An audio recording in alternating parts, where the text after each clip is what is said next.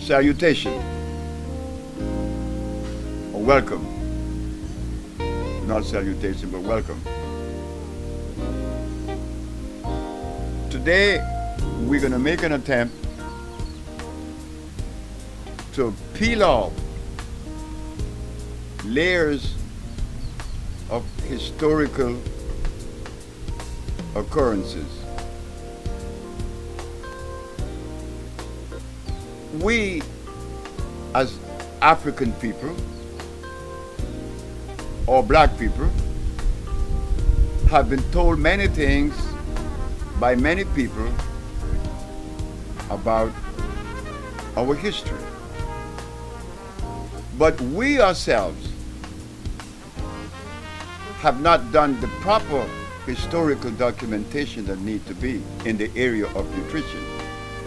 We have done history about the different empires, about the kings and the queens that we never needed, don't need now. But I have yet to hear about a work that was dedicated to healing, just nutrition. Why is it so important? Well, you know, as we go into this thing that we call healing, history again becomes the vehicle that we're going to use to travel towards that goal that we're looking for. We are looking for a goal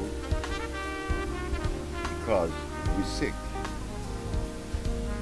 Something that we didn't have in our environment. So, healing,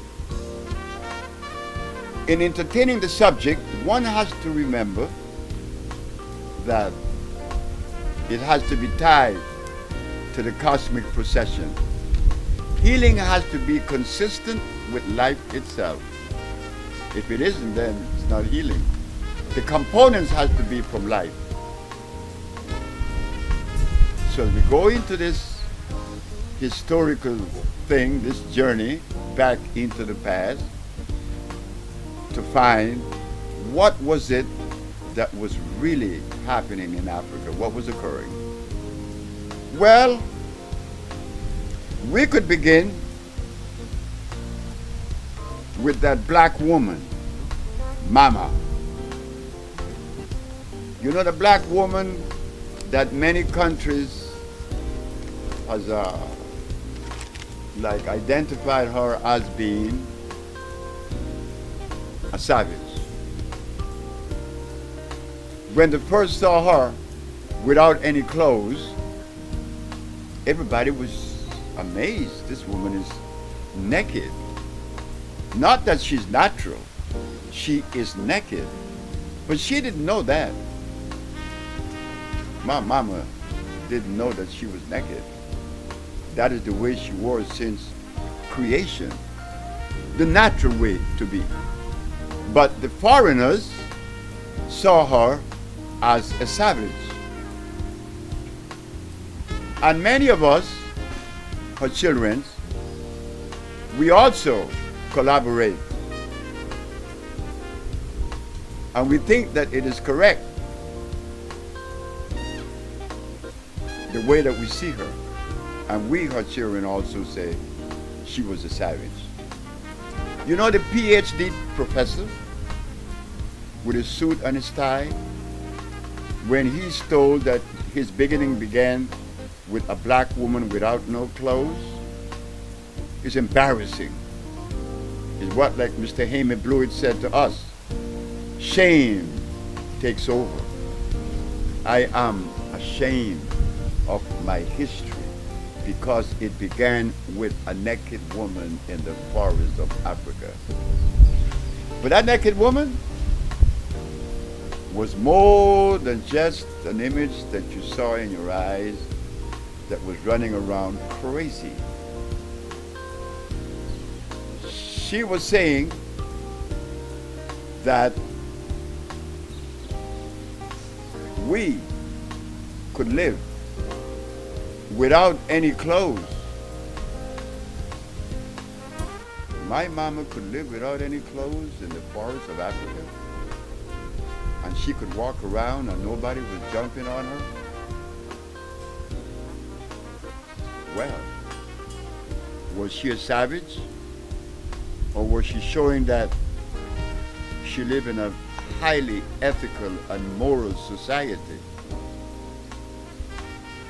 You know the conversation that I had in Brazil where the Russian said, hey, before you say something about your people, just remember that your mama didn't have any clothes on just 500 years ago. I said, but Mladenov, why did you stop without no clothes? What do you mean? I said, but you're saying that my mama didn't have any clothes on 500 years ago, but she didn't have any supermarkets, and she didn't have any doctors. She didn't have any hospitals. She did not have any disease.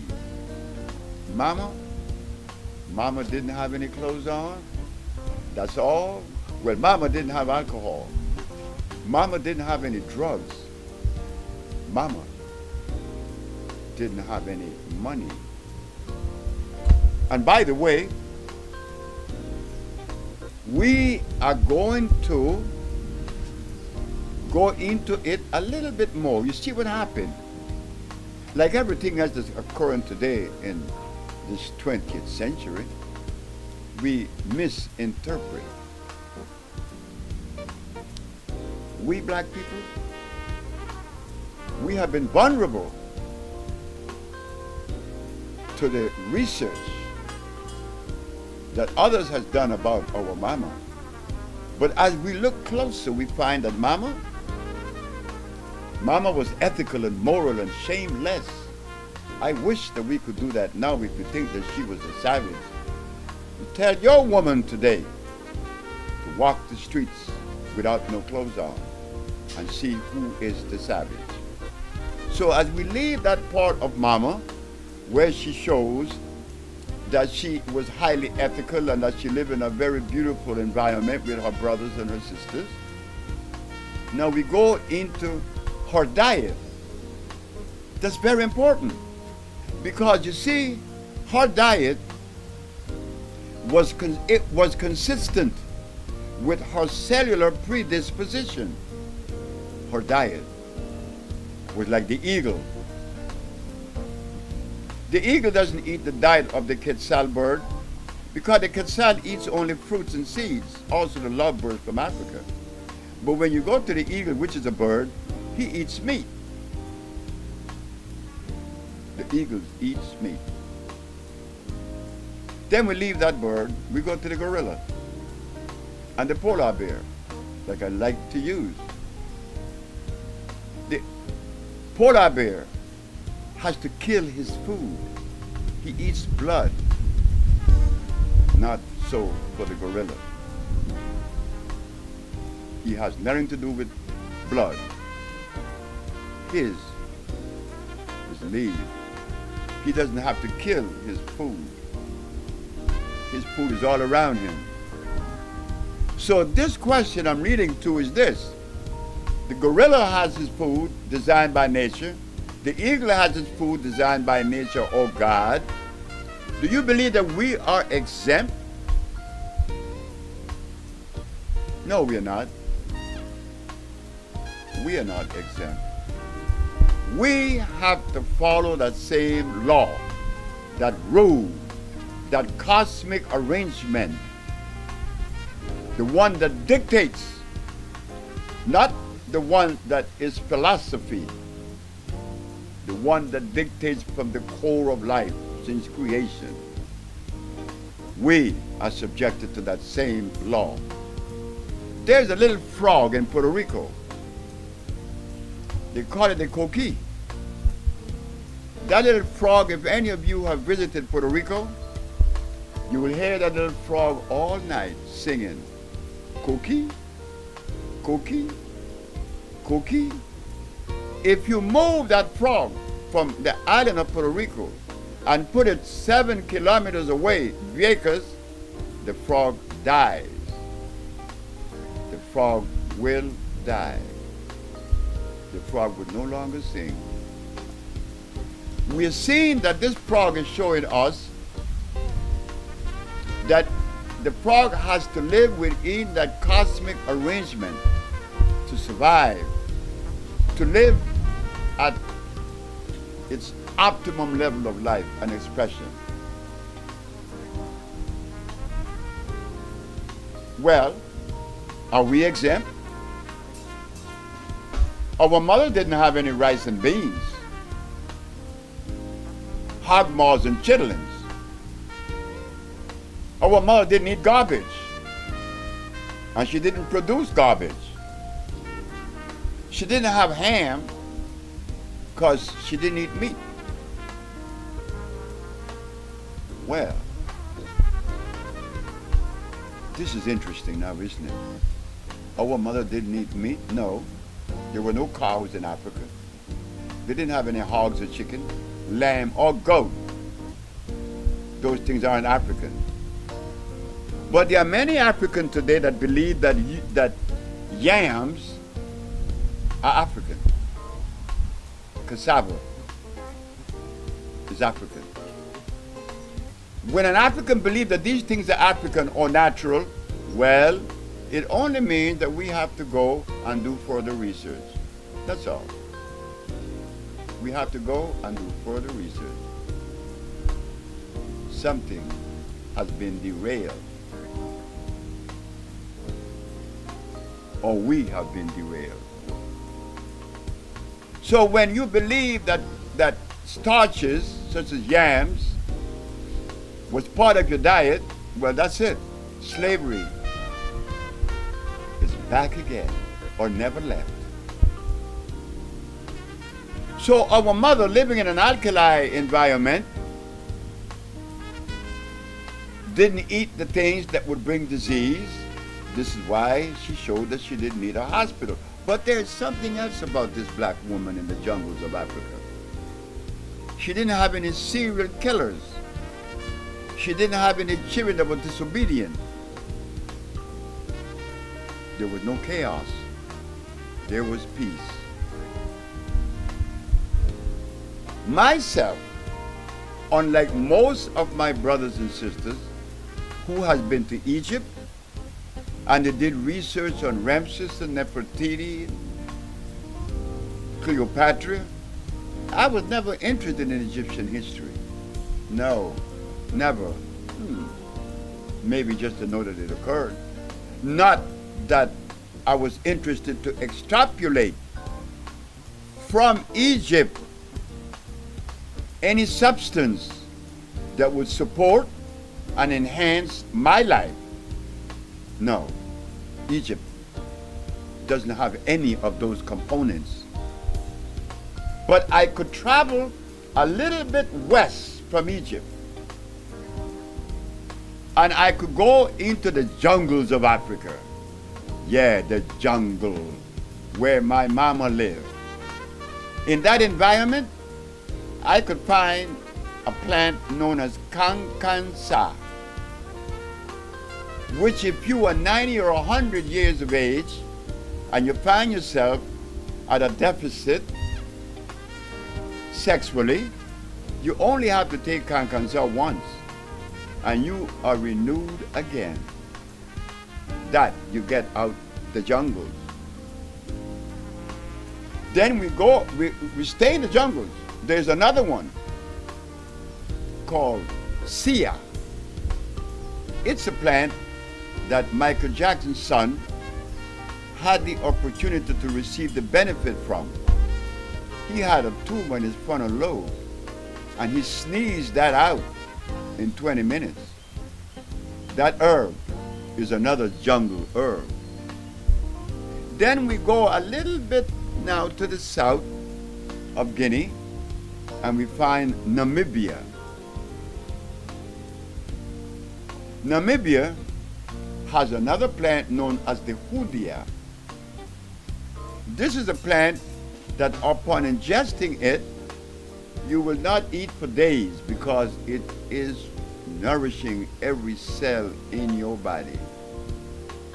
Then we go to the Iboga, Cameroon. The great Iboga, the plant that relaxes the body and places the body in a state of bliss. There could be no emotional problem. But those of you that have traveled to Egypt came back with souvenirs. You came back with souvenirs.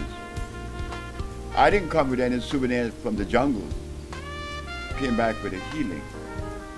Because somewhere in my little journey on this planet, I heard some things from my parents. I was very obedient. I'm still obedient. My mother and my grandmother, Mama Hay, never had any complaint from the neighbors of the community that Fred did something to offend them. No, I didn't indulge in that. So somewhere in the conversation that my grandmother, Mama Hay, and my mother, Violet, would share with me, I heard something like this: be obedient. To be obedient is a very necessary thing, especially now. When God placed us in the forest of Africa, He placed with us a mandate and a food. That's all we needed. But because today I have been taken away from that natural cosmic arrangement, I need a guru. I need a preacher. I need a leader. That is only showing us we are confused.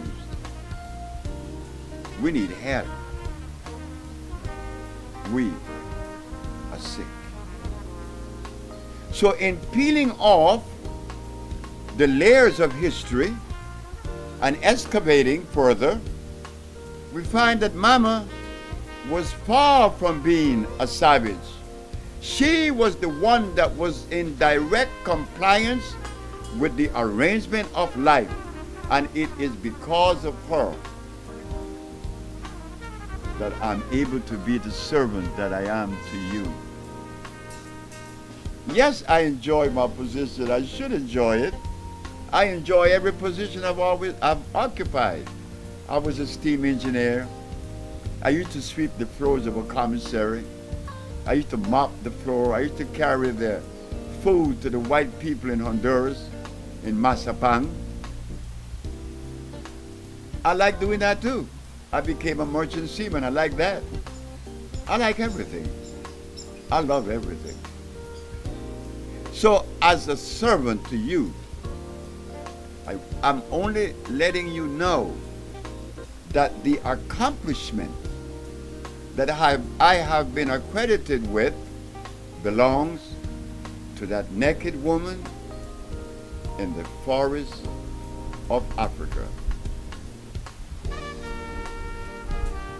Yes, I am not asking the black race to take their clothes off. No, which we should do, because it would be the optimum level of expression in living life, because the cells of the body would breathe. Today, we covered up all the cells. This is why when someone takes their clothes off, under that clothes look a little bit more worn out than the face and the arms. Why? They have been deprived of oxygen for maybe 50, 60 years. But Mama didn't have that. Mama didn't tax Daddy. Hey, you boy, you have to buy me this dress that I saw. You have to buy me these capricious shoes. Mama didn't need shoes. She walked as God made her. She was in direct compliance with God. But today, I, her son, was taken away from her 500 years ago. We no longer live by the dictates of that woman. I eat chicken, I eat hog maws, I eat rice and beans. At the end of that, I find myself at a deficit. I was sick at 30, impotent from 27 to 30, diabetic from 27 until 30, asthmatic from birth. A baby is being born sick. Yes, I'm one of those babies. Born sick.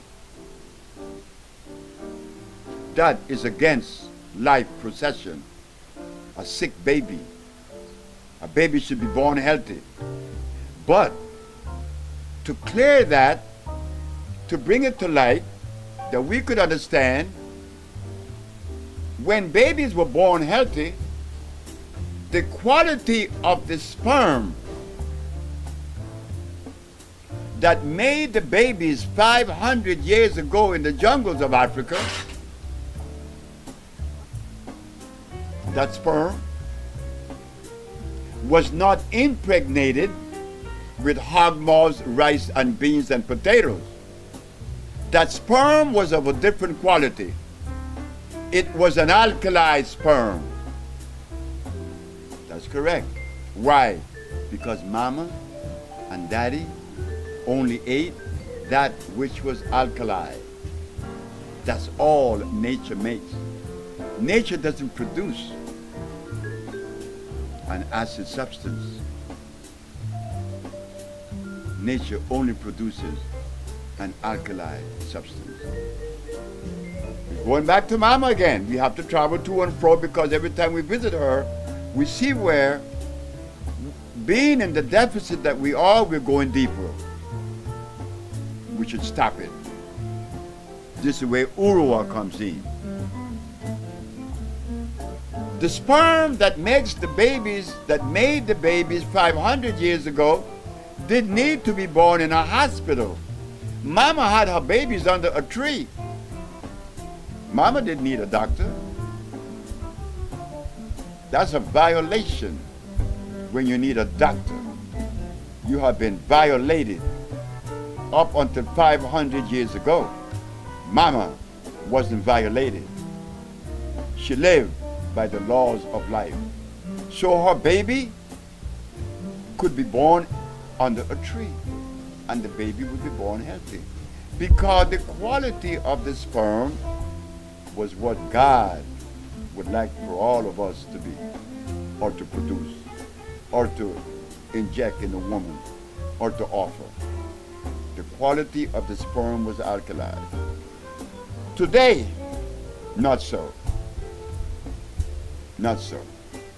Because we have been severed from mama and eating all of the things that we are consuming today, the quality of our sperm is very much acid. Babies are being born autistic.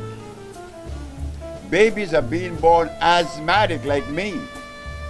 Babies are being born diabetic.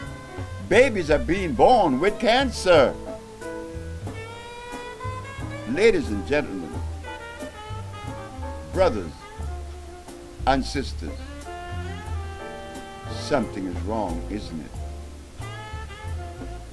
And what is wrong? That we were taken away from the natural rhythm, from that organic environment. Our babies are being born sick. And I am one of those babies. But when I begin to research mama and my diet began to change with the help of a Mexican, Alfredo Cortez. Now, I'm 80 years of age and I have a little girl named Taiwa. She's 2. That is showing me that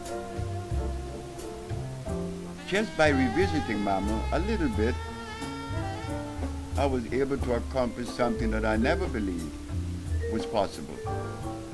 So now let us not lose focus that environment that Mama lived within afford her peace.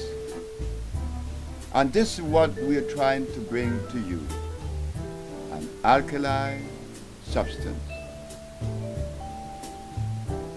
Because when your brother Sebi in 1988 proved to the Supreme Court of New York and to the world, yes, we cure AIDS, we cure diabetes, we cure. We should not be afraid to claim it. It's like Sister Nicole said, that I didn't know, that the black race has been accredited for the cures of diseases.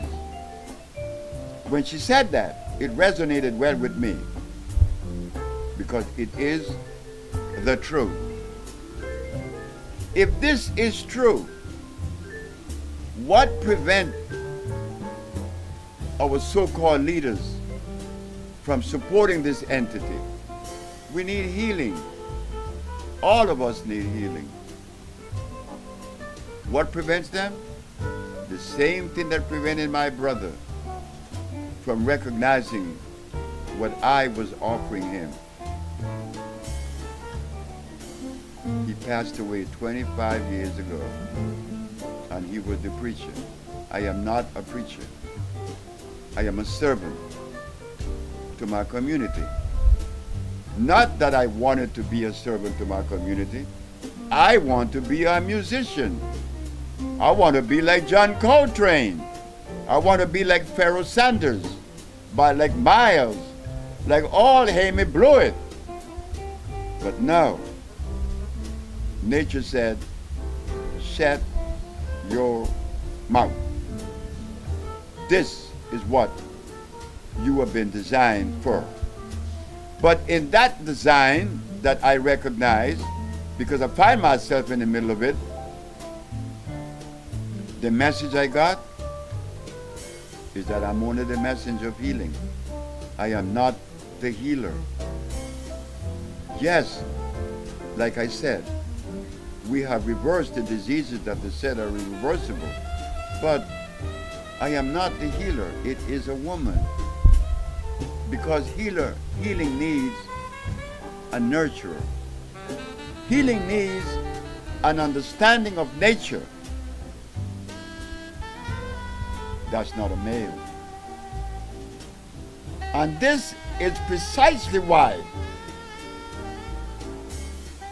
you will never see a cub following a daddy in the forest.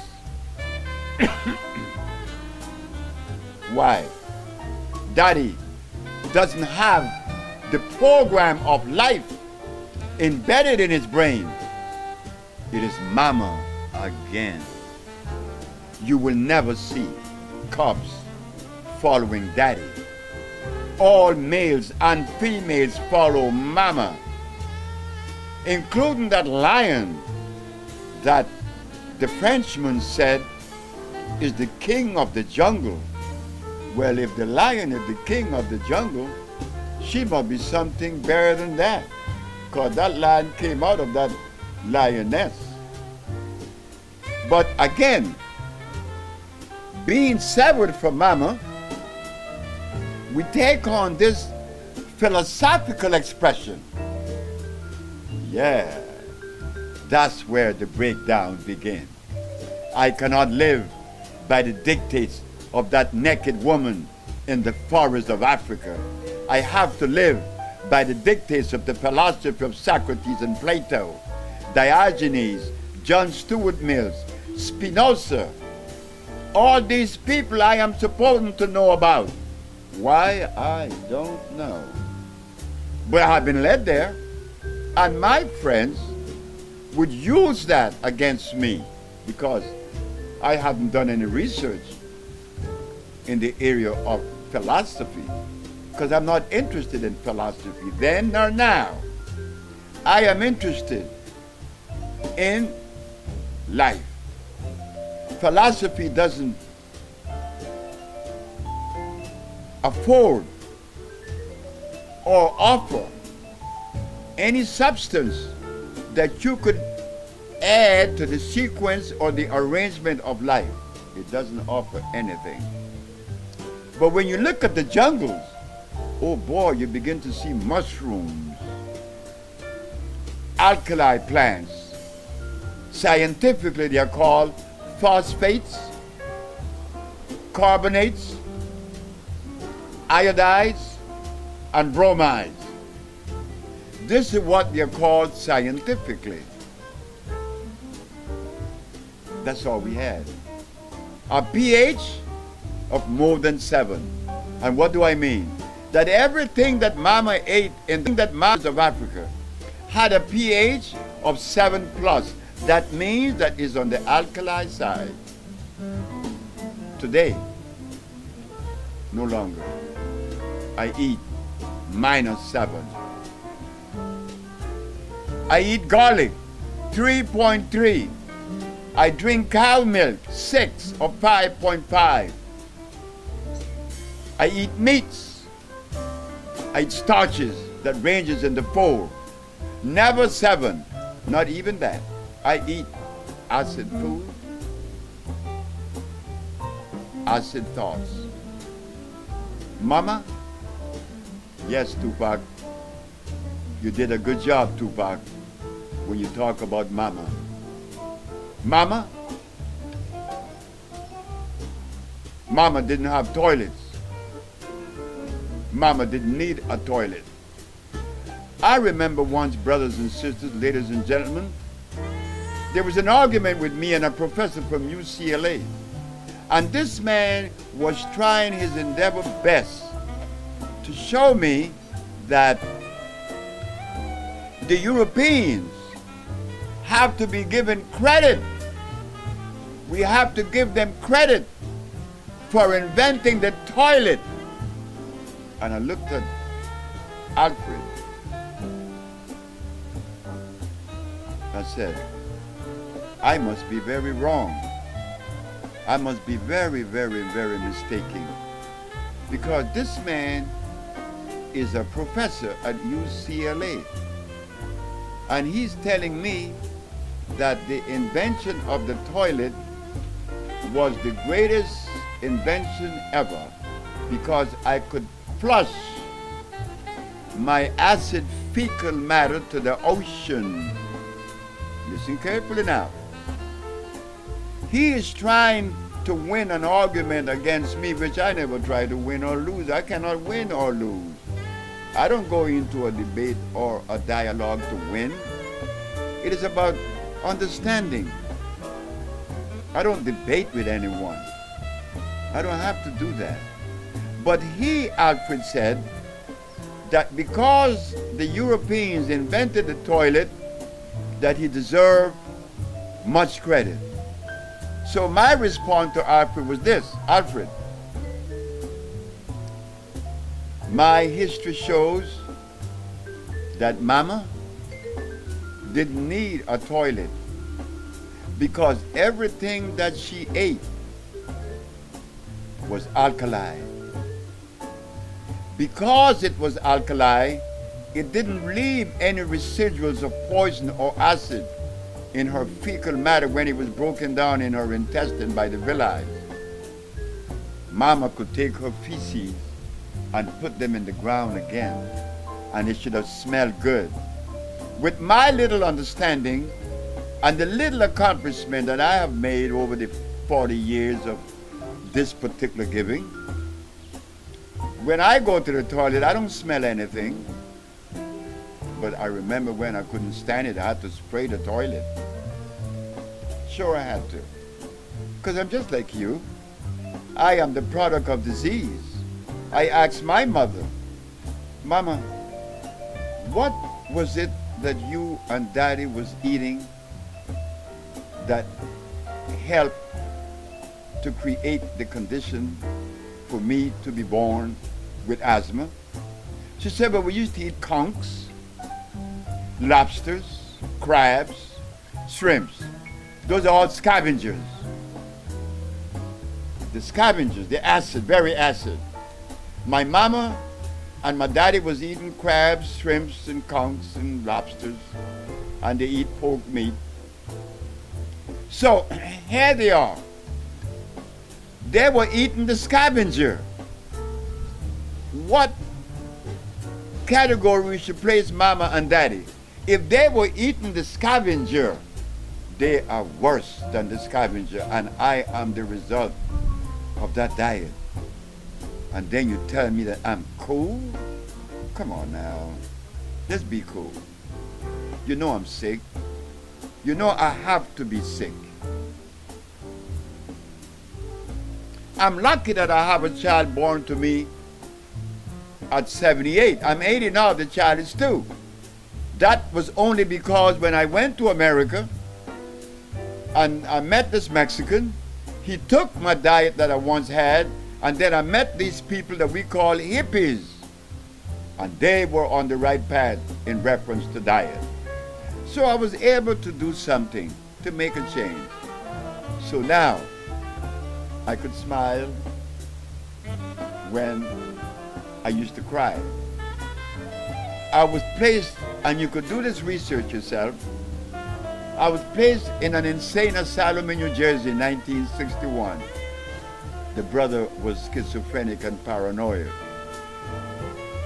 To leave that state of paranoia and schizophrenia to now having patients come to us that are cured from schizophrenia and paranoia. You see what a diet does? Mama again. The diet of mama. Oh yeah, Tupac. I wish that you had lived a little bit longer, because I know you would have added something to the chapter. Because I like what you did with mama. Because mama is the basis of all life. It is mama. So today, we are bringing you this first chapter of this mother expression and offering.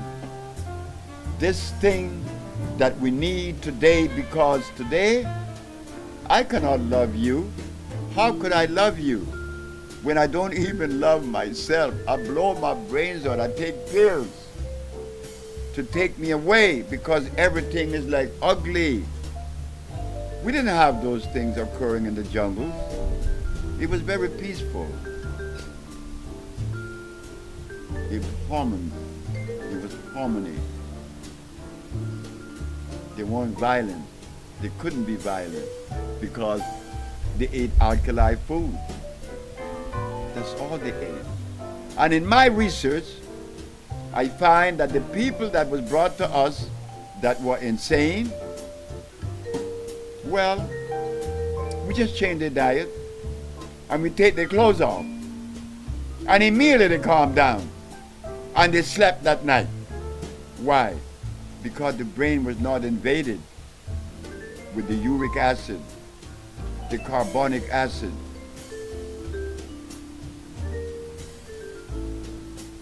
No, mama did not have that in her diet.